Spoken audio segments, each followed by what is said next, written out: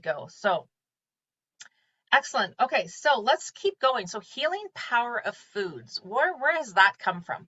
Well, it's been thousands of years. Places like India and China and Greece and Egypt, places like that. Oh my goodness, these places have been using ancient medicinal plants for years.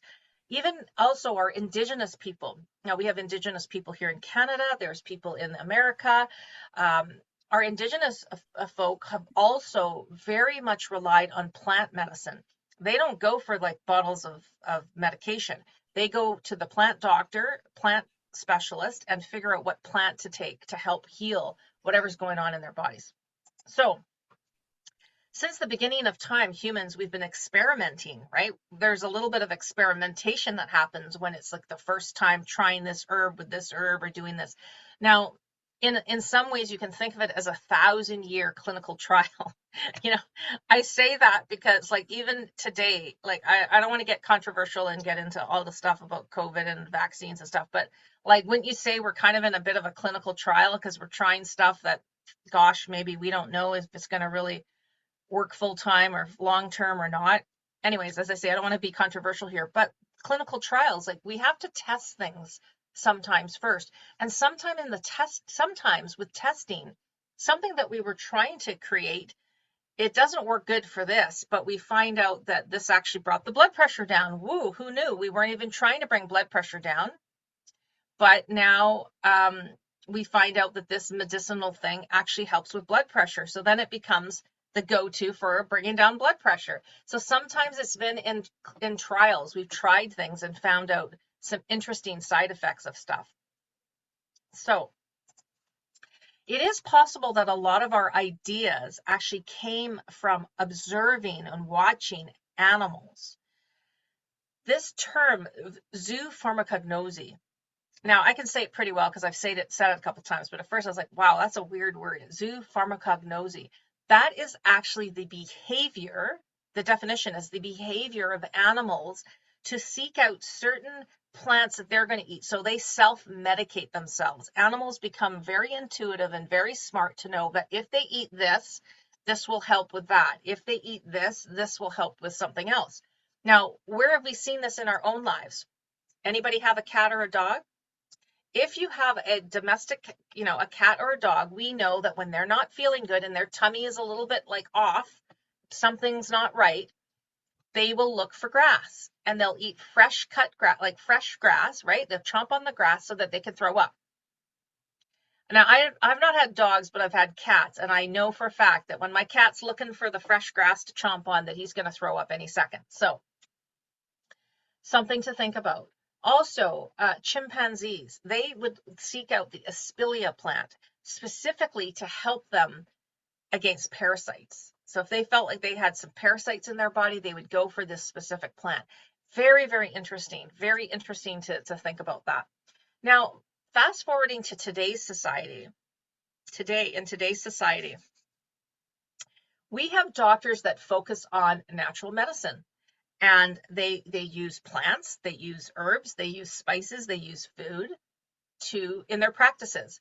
Now, can anybody think of what these doctors are called? Now, there's many different types of doctors, but what would you call these natural doctors? Anybody had any experience? Yeah, Sheila's shaking her head. She doesn't know. Well, you probably do when you hear the names of some of these things. What about naturopath? Have you heard of a naturopath? Yeah. Mhm. Naturopath doctors typically will look at some of these herbs and some of these medicinal type of things versus, plain Western medicine medication. Any other ideas from anybody? Can anybody come up with any ideas?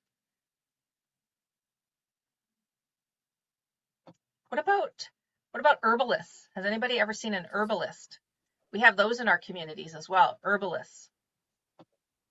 So what about TCM? Has anybody heard of TCM, traditional Chinese medicine? That is also the traditional Chinese medicine doctor. They use herbs. Like sometimes they put the little herb packages together, and then you have to drink this tea, and it tastes horrible. Usually doesn't taste very good, to help with whatever the problem is that you might have. What about let's see, there's homeopathic doctors, herbalists, herbal medicine, Aboriginal medicine, bush medicine. Those are all different names of natural medicine doctors. Probably the most common, though, I would say, is the naturopathic doctor, naturopath, and probably also TCM. TCM is quite big. What about Ayurvedics? Has anybody heard of Ayurvedics? That's like comes from India. Ayurvedic medicine, where they look at the body types. There's 3 different body types, and they try to figure out, you know, there's Pitta, Vata, and Kapha, I think. Vata, I think it is. No, yeah, Kapha, Pitta. Yeah, I think those are the 3. So Ayurvedics, there's 3 different body types. So it's very interesting to see that we have a lot of different ways to look at natural medicine.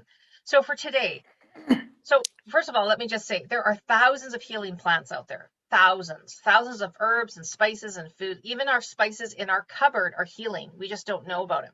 Now, today, what we're going to talk about are 7 ailments that I chose based on what you guys have told me about. And now we're gonna go through them. So the first one is high blood sugar. Who here has high blood sugar sometimes? We probably all have just had it sometimes. Like, you don't have to be diabetic to have high blood sugar. What if you kind of like yesterday, our realtor brought over a little box of homemade cookies, I'll say, as a little thank you for, because we listed a rental property with them earlier this year. So it was just a little gift. It's not even Christmas yet. But last night after we had dinner, my husband and I are like, what could we have? What could we have? Let's open the box. So we started with the little haystack. We had one of those. Then it's like, oh, there's shortbread in here. So then we had shortbread. And then I think we ended with the gingerbread. Like, I know we ended up eating 3 cookies each last night, which is not our usual. But you can see my blood sugar probably kind of went up. So you don't have to be diabetic. There are a lot of people that are considered pre-diabetic. So they're not quite diabetic yet, but they are higher than the normal blood sugar. So this would be good for them as well. So what do we do for high blood sugar? Cinnamon. Cinnamon is a fragrant spice that comes from the bark of the Ceylon tree. Now, there are other cinnamons out there. So what I want you to do after the class, I want you to go to your cupboard, check your spice jar, and see what kind of cinnamon you have. It's the Ceylon tree bark is the one that I'm talking about here, that has research backing it up to say that it actually helps to bring down fasting blood sugar. It helps to improve the fats in your blood. And it also has been known to increase your insulin sensitivity, which is what you want. We want to be sensitive to insulin. We don't want to be resistant to insulin. That's what